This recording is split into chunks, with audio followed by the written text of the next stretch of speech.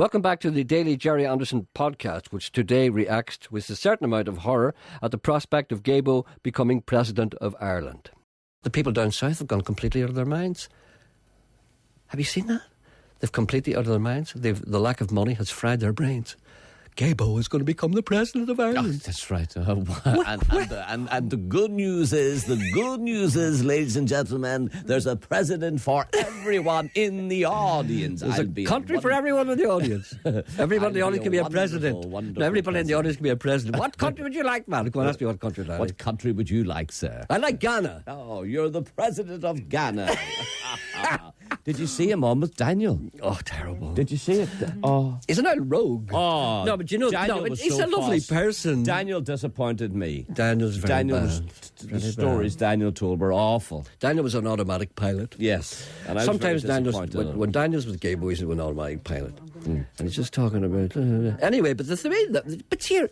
When will people realise that television personalities aren't real people? How many times must he tell them? A television personality is a person who has no other function and he needs people to look at them on television. That's the type of people who become television personalities. They're not people. You know, they don't... What's wrong with Terry Wogan? Why can he not be the president? You're probably saying to me now, well, you used to be on television. Yes. But I never wanted to be. I was always asked to be on. There's people you need to be on. They're like stand-up comedians. Gaybo's like that. Well, tell me, Gaybo wasn't happy. I don't think Gaybo was happy even with Daniel. No, Gay's not happy because he's not on TV enough. Do you think so? That's what it is. I thought he was bored. No. And at one stage he said to Daniel that we're going to clear the set now because we're going to have some rock and roll.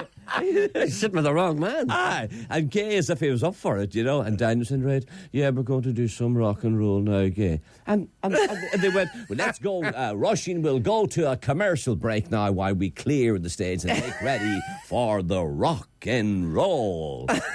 And then they took this break, and Daniel comes on, and you're waiting for the rock and roll. Come on over to my house.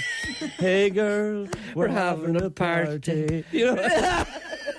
And Gay was sitting clicking the finger, you know. Oh, mighty fine stuff, this, you know. Let me tap my foot as well. Look at... Yeah, awful. And he's going to be the president of Ireland. He's going to be the president. Isn't it amazing? It is agreed amongst grizzled broadcasters that the boys in blue are doing a difficult job under trying circumstances. Well, that's that said and out of the way. So, what is it really like out there? A gentleman writes to me and he said, a police car was waiting for me on a hill in White Rock, Killinchie area, coming off Water at White Rock at midnight on Tuesday the 19th of July. It followed me for over 5 miles and stopped me for driving so slowly.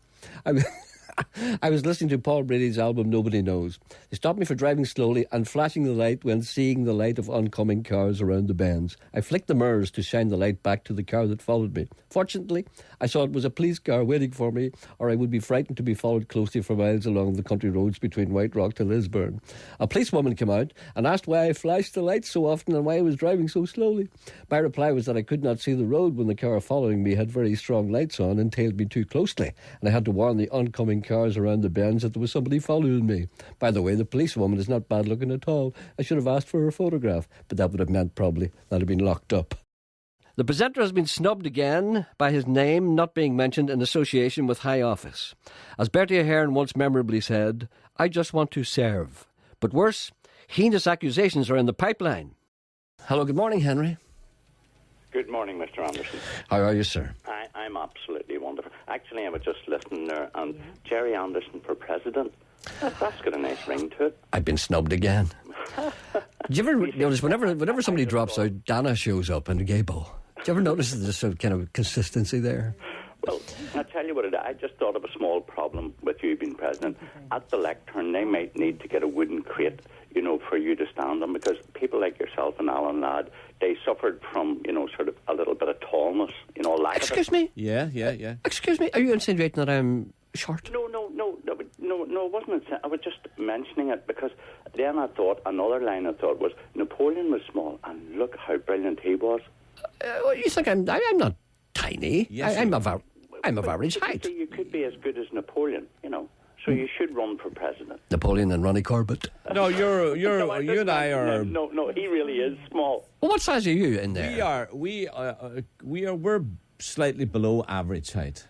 You're not. I know I'm bigger than you. You're not. You watch yourself. I am taller than you. You're not. I am. You're now the same size. No, ask Janet. You're not. Janet will always say yes anyway. Am I taller than him? That's because she works in the wee show and she's afraid to annoy you. Yeah, but of the two, who's... You're too close to him. You're working his wee show in the afternoon. You don't want to turn a word in his mouth in case he sacks you. Yes, but I can't imagine, what do you call it? I'm 5'10". You're not. I am. No, you're not. I don't know why you don't believe me. I'm 5'10". That's average. Yes, I mean, when I go small, I mean, you're talking about Napoleon. He was like 4'11". For God's sake, what do you think I am? Some kind of midget? You know?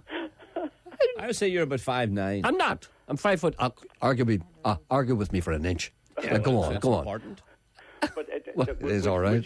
Would you really like to lose an eye and have to wear your arm in your jacket just to become president?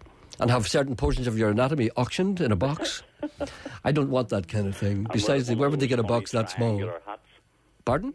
Wear one of those funny triangular hats. What are they called now? There's a thing that's annoying me now. What, the triangular hat, what were they called?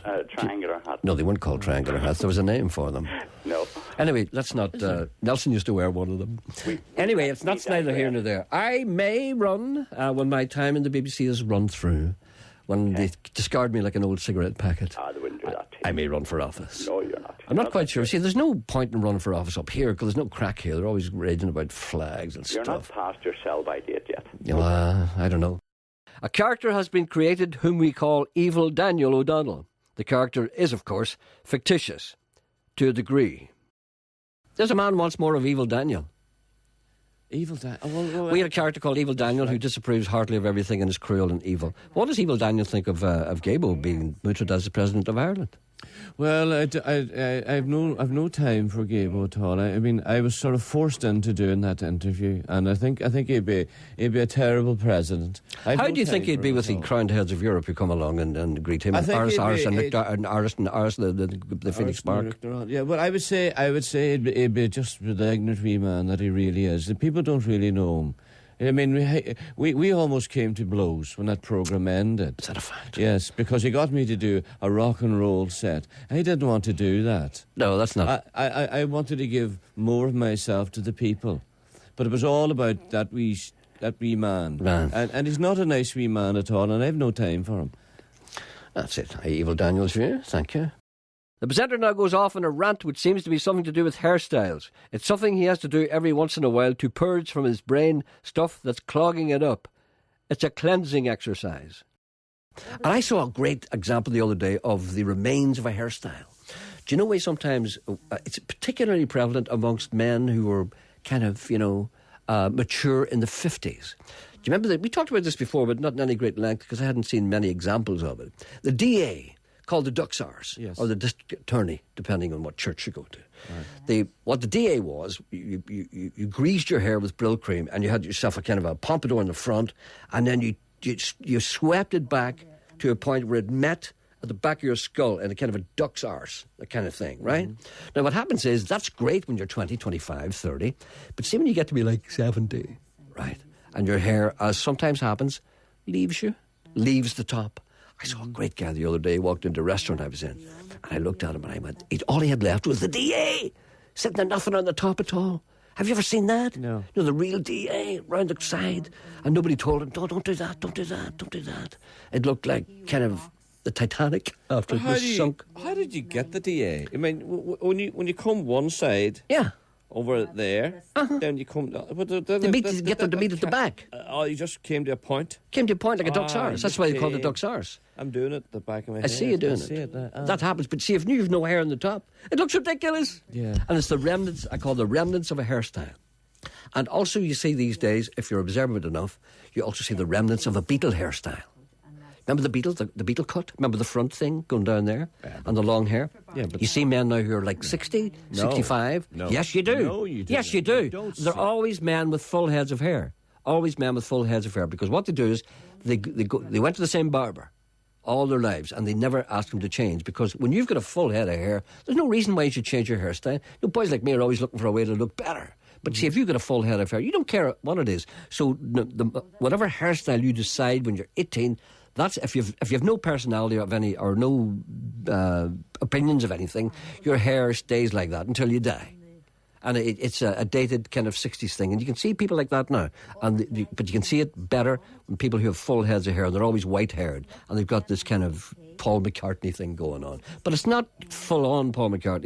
You have to look at you have to look for it. You have to, there's a bit of detective work involved here. I'm finished now. What are you talking about? I don't know. Thank you for listening. Back tomorrow.